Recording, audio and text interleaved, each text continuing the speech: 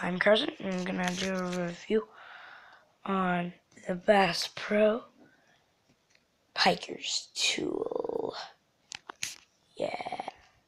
First of all, I want to say I'm sorry that I'm doing a lot of videos. It's hard being a YouTuber, but at least I can get to you with this one. So let's go over here.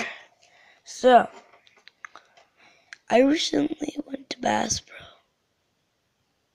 Focus. And I wanted something, but I didn't get it, so I got this instead. So I'm gonna be doing a review on it. So let's start off with the easiest things to get out. So first, there is, ouch. Okay, so there was this.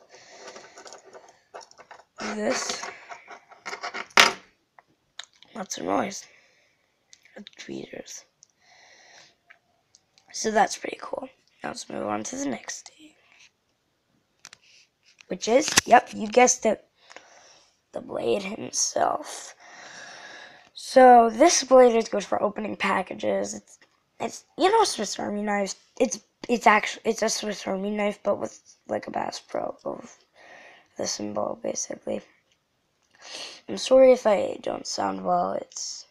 I don't know if it's because I'm getting a deeper voice or okay. See, I'm talking normally, but if I go like this,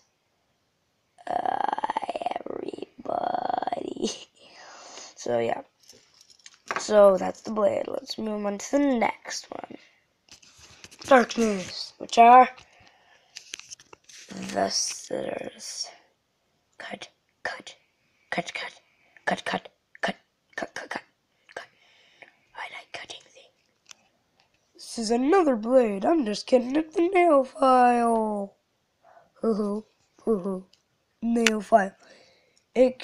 Okay, so time for an extreme thing. Extreme close-ups. Okay, so that's a nail file. It's pretty good for filing your nails. You're a lady.